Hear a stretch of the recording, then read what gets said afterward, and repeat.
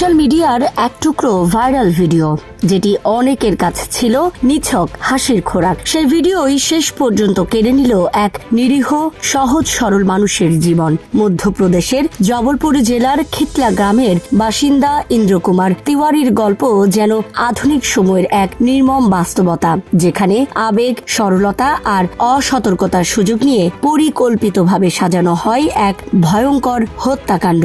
জীবন অবাক না করলে কে করবে? 28% মিল্ক ফ্যাটের অবাক করার সাথে ফ্রেশ মিল্ক পাউডার। জীবন অবাক করুক প্রতিদিন। ইন্দ্র কুমার তিওয়ারি ছিলেন একজন সাধারণ মানুষ, পেশায় পার্ট টাইম শিক্ষক। পাশাপাশি নিজের 18 বিঘা জমিতে চাষাবাদ করে জীবিকা নির্বাহ করতেন। পরিবারের প্রতি দায়িত্ব পালন করতে গিয়ে নিজের ব্যক্তিগত জীবনকে কখনো গুরুত্ব দিতে পারেননি। ফলে বয়স যখন 40 পেরিয়ে যায়, তখন তার মনে জাগে সংসার করার ইচ্ছে। কিন্তু সাধারণ চেহারা, গ্রামীণ জীবনযাপন আর বয়স সব মিলিয়ে কোনো পাত্রী তার প্রতি আগ্রহ দেখায়নি। 45 বছর বয়সেও অবিবাহিত থেকে যাওয়ার কষ্ট তাকে ভেতর থেকে নাড়িয়ে দিচ্ছিল। এই মানসিক অবস্থার মধ্যেই একদিন তিনি স্থানীয় এক ধর্মীয় সভায় যোগ দেন, যেখানে উপস্থিত ছিলেন জনপ্রিয় আধ্যাত্মিক বক্তা অনিরুদ্ধাচার্য, যাকে সবাই পুকি বাবা বলে চেনে। সভায় উপস্থিত অনেকেই নিজেদের সমস্যার কথা বলছিলেন। সেই সুযোগে ইন্দ্র কুমারও মাইক্রোফোন হাতে নিয়ে নিজের জীবনের আক্ষেপ প্রকাশ করেন। তিনি বলেন, তার কাছে 18 বিঘা জমি রয়েছে, কিন্তু তবুও তার বিয়ে হচ্ছে না। এই কথোপকথনটি ছিল সম্পূর্ণ সরল, নিঃস্বার্থ এক অভিব্যক্তি, কিন্তু সেটিই হয়ে ওঠে তার জীবনের মোড় ঘোরানো মুহূর্ত।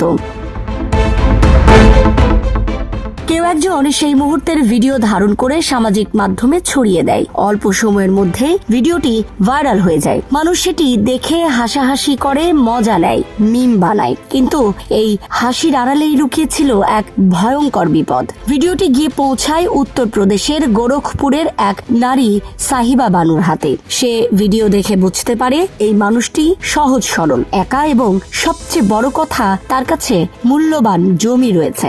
সেই মুহূর্তেই সাহিবা একটি পরিকল্পনা করে। সে নিজের আসল পরিচয় গোপন করে খুশি তিওয়ারি নামে একটি ভুয়া ফেসবুক অ্যাকাউন্ট তৈরি করে। এরপর ইন্দ্র কুমারের ফেসবুক প্রোফাইল খুঁজে বের করে তাকে ফ্রেন্ড রিকোয়েস্ট পাঠায়। ইন্দ্র কুমার, যিনি জীবনে কখনো কোনো নারীর কাছ থেকে এমন আগ্রহ পাননি, বিনা দ্বিধায় সেই রিকোয়েস্ট গ্রহণ করেন। এখান থেকেই শুরু হয় প্রতারণার জাল। প্রথমে সাধারণ কথাবার্তা, তারপর ধীরে ধীরে ঘনিষ্ঠতা। সাহিবা নিজেকে অবিবাহিত হিসেবে পরিচয় দেয় এবং ইন্দ্র কুমারের সঙ্গে আবেগের সম্পর্ক গড়ে তোলে। একসময় সে সরাসরি প্রেমের প্রস্তাব দেয়। জীবনে প্রথমবার কোনো নারীর কাছ থেকে ভালোবাসার প্রস্তাব পেয়ে ইন্দ্র কুমার আবেগে ভেসে যান। তিনি একবারও ভাবেননি এই সম্পর্কের পেছনে কোনো ফাঁদ থাকতে পারে।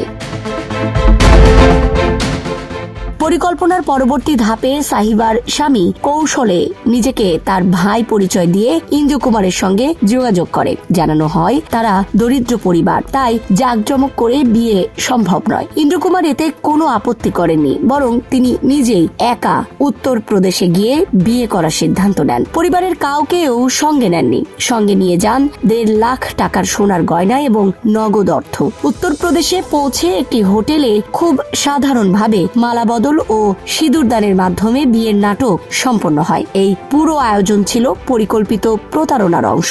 বিয়ের পর ইন্দ্র কুমারকে একটি কাগজে সই করতে বলা হয়, যেখানে লেখা ছিল তিনি তার 18 বিঘা জমি স্ত্রী খুশি তিওয়ারির নামে দান করছেন। নতুন বিয়ের আনন্দে অন্ধ হয়ে ইন্দ্র কুমার কোনো যাচাই ছাড়াই সেই কাগজে সই করে দেন। এরপর আসে সবচেয়ে ভয়ঙ্কর পরিণতি। বিয়ের রাতেই তার খাবারের সঙ্গে ঘুমের ওষুধ মিশিয়ে দেওয়া হয়। তিনি অচেতন হয়ে পড়লে সাহিবা ও তার স্বামী কৌশল এবং তাদের সহযোগী মিলে ধারালো অস্ত্র দিয়ে তাকে নির্মমভাবে হত্যা করে। পরদিন ভোরে তার মরদেহ একটি নর্দমায় ফেলে রেখে পালিয়ে যায় তারা। পরিবারের সঙ্গে যোগাযোগ বিচ্ছিন্ন হয়ে গেলে কয়েকদিন পর পুলিশে অভিযোগ করা হয়। তদন্তে মোবাইল লোকেশন ট্র্যাক করে পুলিশ কুশীনগরে পৌঁছে যায়। সিসিটিভি ফুটেজ, হোটেলের তথ্য এবং বিয়ের ছবির সূত্র ধরে দ্রুত অভিযুক্তদের শনাক্ত করা সম্ভব হয়। পরে যৌথ অভিযানে সাহিবা, কৌশল এবং তাদের সহযোগীকে গ্রেফতার করা হয়। তদন্তে উঠে আসে পুরো পরিকল্পনার মূল উদ্দেশ্য ছিল ইন্দ্র কুমারের সম্পত্তি দখল করা। তারা চেয়েছিল হত্যার পর বিধবা স্ত্রী সেজে তার বাড়িতে গিয়ে আইনি কাগজ দেখিয়ে জমির মালিকানা দাবি করবে। এমনকি এই পরিকল্পনাকে বিশ্বাসযোগ্য করতে ভুয়া পরিচয়পত্র তৈরি করা হয়েছিল। এই ঘটনা শুধু একটি হত্যাকাণ্ড নয়, এটি আমাদের সময়ের এক ভয়াবহ বাস্তবতা তুলে ধরে। সোশ্যাল মিডিয়ায় অসতর্কভাবে ব্যক্তিগত তথ্য প্রকাশ, অচেনা মানুষের প্রতি অন্ধবিশ্বাস এবং আবেগের বশে নেওয়া সিদ্ধান্ত, সবকিছু মিলিয়ে কিভাবে একটি জীবন ধ্বংস হয়ে যেতে পারে তারই নির্মম উদাহরণ ইন্দ্র কুমার তিওয়ারির গল্প। একজন মানুষ যার একমাত্র স্বপ্ন ছিল একটি পরিবার গড়া, তিনি শেষ পর্যন্ত নিজের সেই স্বপ্নের পথেই মৃত্যুর দিকে এগিয়ে গেলেন।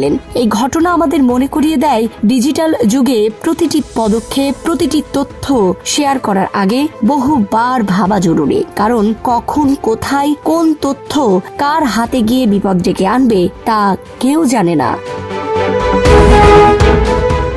Desk report, Dhaka express.